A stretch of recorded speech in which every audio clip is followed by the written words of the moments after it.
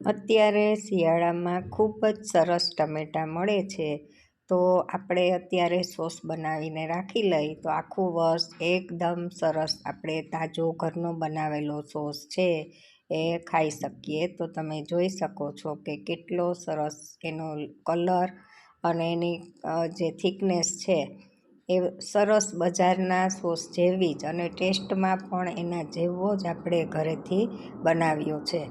અને આપણે કોઈ પણ ફરસાણ સાથે આ સોસ ખાઈએ તો જુઓ, આંગળીમાં હું જે રીતે લઈને બતાવું છું એ જ રીતે સરસ તેમાં ઉપર કોટ થઈ જશે અને ખાવામાં પણ આપને મજા આવશે.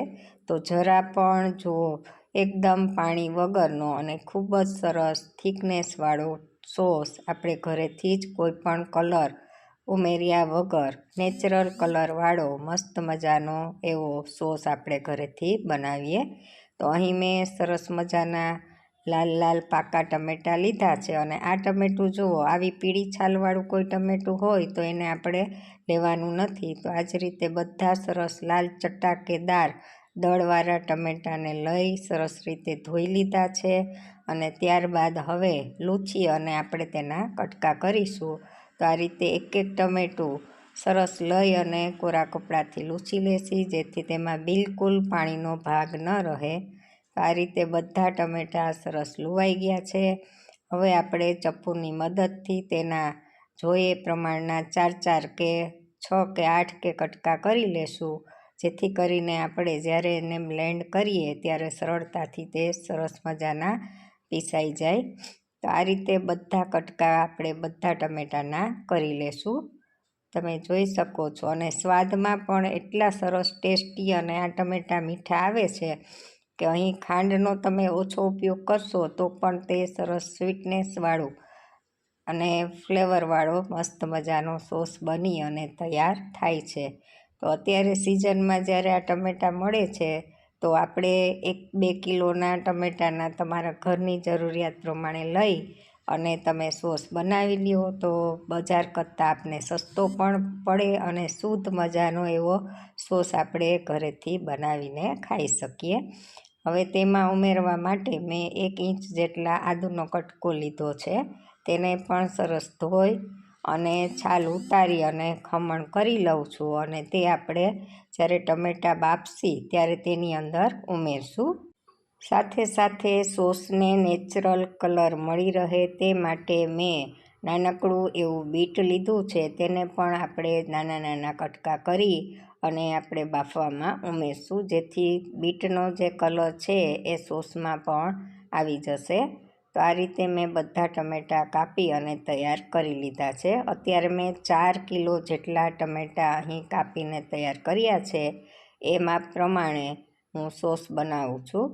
તો આ રીતે આપણે કુકરમાં, એકસાથે કુકરમાં નહીં સમાય એટલે 2 કે 3 વખત મેં આ રીતે બાફી અને તૈયાર કરી લીધા છે. તો પહેલાં જેટલા સમાય એટલા આપણે કુકરમાં લઈ લેશું અને ત્યારબાદ આપણે બીજી વખત બીજા ટમેટાને બાફીશું. તો અહીં આપણે તેમાં આદુની જે છીણ કરી હતી તે પણ સાથે ઉમેરશી અને બીટને પણ ઉમેરી દેશું, જેથી તેનો મસ્ત મજાનો કલર આવી અને તૈયાર થશે. ત્યારબાદ આપણે જે ખડા મસાલા ઉમેરવાના છે તે પણ તજ, મરી વગેરે અહીં ઉમેરી દેશી. તમે ઈચ્છો તો લવિંગ અને જે બાદિયાનું ફૂલ છે એ પણ ઉમેરી શકો છો.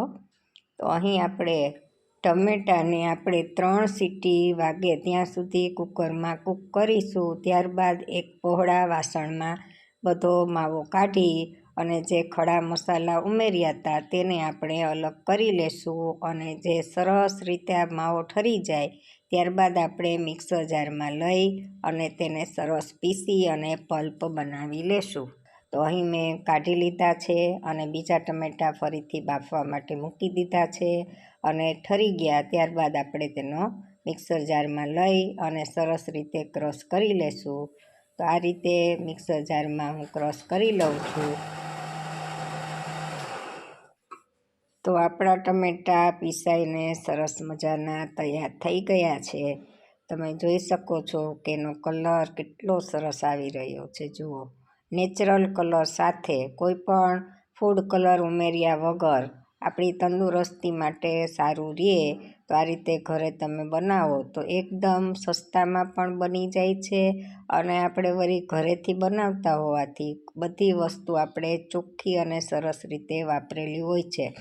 ખાસ તો એ કે આપણે ટમેટાં જે લઈ છીએ તે પણ આપણે સારા જ આપણે લેસી વીણીને અને કોઈ ગળેલા કેવા નહીં લેવાના, કઠણ જ લેવાના, જેથી આપણો સોસ આપણે લાંબો સમય સુધી સાચવી શકીએ. તો ખાસ ધ્યાન રાખવાનું, ટમેટાં લેતી વખતે કોઈ પોચા કેવા હોય તો એને આપણે આમાં નાખવાના નથી અને તેને અલગ જ કાઢી નાખવાના. તો આ રીતે આપણે ગરણાની મદદથી ગાળી લેશું, જેથી બી અને છાલનો ભાગ સરસ રીતે તેનો આપણે અલગ કરી શકીએ. તો આવો મસ્ત મજાનો જુઓ કલરફુલ અને કેટલી થિકનેસ સરસ આવેલી છે જુઓ. તો આવો સોસ આપણે ઘરે બનાવીએ તો તમે જુઓ છો કે 4 કિલોમાંથી મારે લગભગ પોણા ટોપિયા જેટલો આ પલ્પ છે એ બન્યો છે. હવે અહીં હું 2 ચમચી જેટલો સંચર પાવડર ઉમેરીશ. ત્યારબાદ 4 ચમચી જેટલું મેં મીઠું લીધું છે તે ઉમેરીશ અને 4 કિલો ટમેટાં છે એટલે 600 ગ્રામની આસપાસ આપણે ખાંડ ઉમેરશું. અને ખાંડ છે એ પ્રિઝર્વેટિવ તરીકે કાર્ય કરે છે, એટલે અહીં આપણે ખાંડ અને મેં 5 ચમચી જેટલું વિનેગર એ બંને વસ્તુ અહીં ઉમેરેલી છે, જેથી બંને વસ્તુ પ્રિઝર્વેટિવ તરીકે કાર્ય કરશે. એટલે આપણે બીજો કોઈ જ રસાયણ ઉમેરવાની જરૂર નથી અને સરસ રીતે પાણીનો બધો ભાગ બળી જાય ત્યાં સુધી ઉકાળશી. એટલે સોસ છે એ આ વિનેગર ઉમેરું છું એટલે સોસ છે એ લાંબો સમય સુધી સારો રહેશે અને બગડશે પણ નહીં. અને સરસ રીતે તમે એને બોટલમાં ભરો ત્યારે અંદરથી એ બોટલ એકદમ કોરી હોવી જોઈએ અને એવી જ બોટલમાં ભરી અને એકદમ સરસ મજાનું પેક કરી અને તેને ફ્રીજમાં રાખી દો, જેથી આ સોસ ખૂબ જ લાંબો સમય સુધી સારો એવો ને એવો તાજો સ્વાદવાળો આપણને મળી રહે છે. તો હવે તમે જોઈ શકો છો કે મેં તેને ઉકળવા માટે મૂકી દીધો છે. તો અત્યારે તે એકદમ પાતળો લાગી રહ્યો છે, કેમ કે આપણે જ્યારે ખાંડ ઉમેરીએ છીએ તો તેનું પણ પાણી થાય છે, જેથી એ બધું પાણી જ્યાં સુધી બળી ન જાય ત્યાં સુધી આપણે તેને ઉકાળવાનો છે. તો અહીં જ્યારે મેં આ 4 કિલો ટમેટાનો સોસ બનાવ્યો ત્યારે મને 1.5 થી 1.5 કલાક જેટલો સમય આ ઉકળવા માટે લાગ્યો હતો. હવે આપણે અહીં 1.5 ચમચી જેટલું લાલ મરચું પાવડર, જે મેં કાશ્મીરી લાલ મરચું લીધું છે, માત્ર કલર માટે જ અહીં આપણે વાપરીએ છીએ. તો આ રીતે સોસમાં ધીમે ધીમે મિશ્ર કરી અને તેને ઉમેરી દેશું, હલાવી, જેથી તેમાં કોઈ ગાંઠા ન રહે.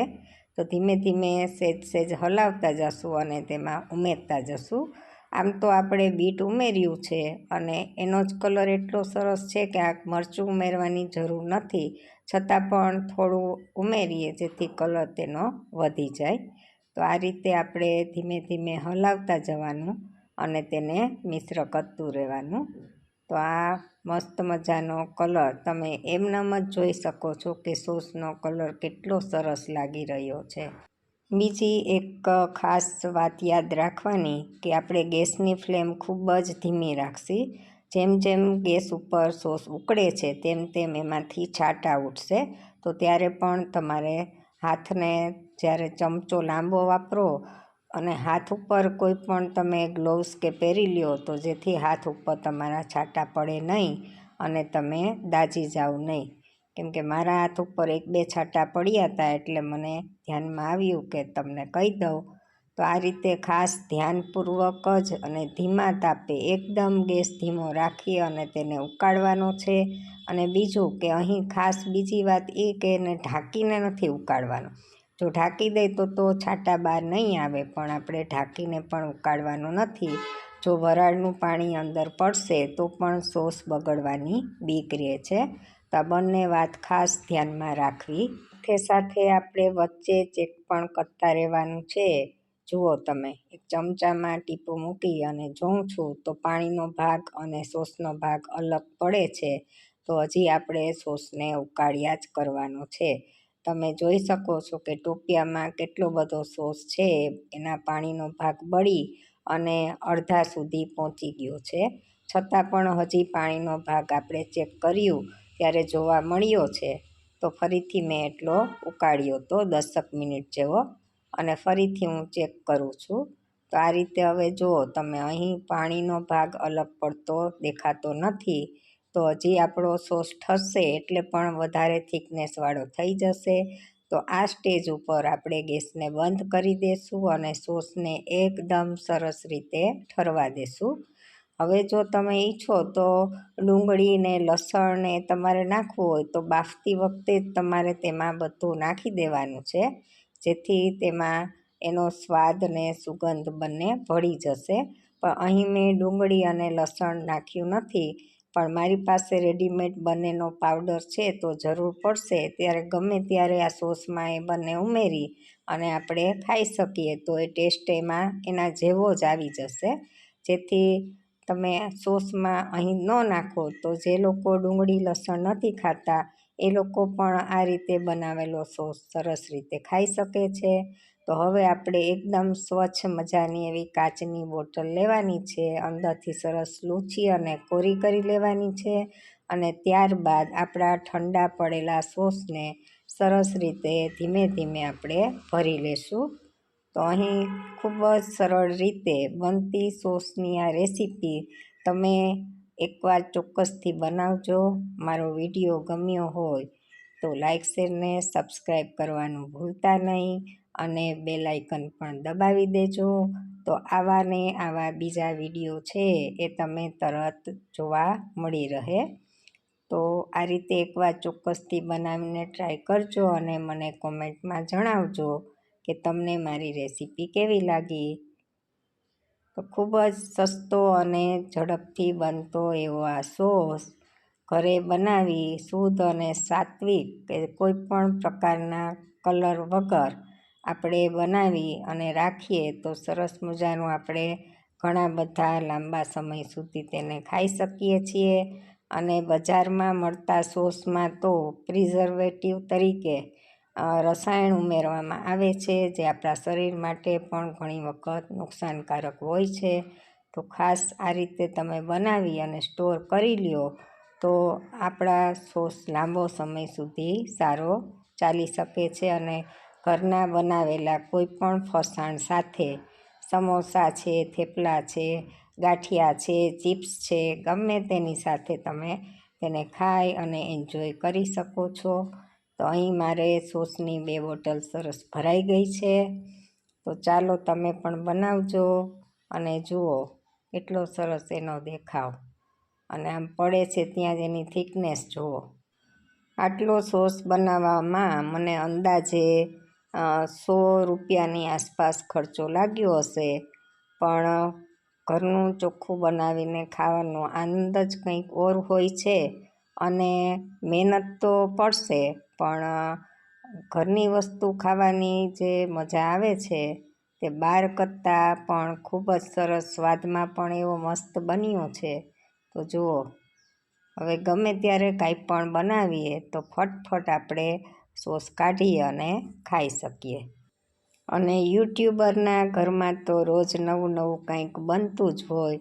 તો આ રીતે બનાવેલું હોય તો થોડી આળસ પણ ઓછી આવે અને સરસ રીતે આપણે ફરસાણ કોઈ પણ એની સાથે સોસને એન્જોય કરી શકીએ. વિડીયો જોવા બદલ આભાર.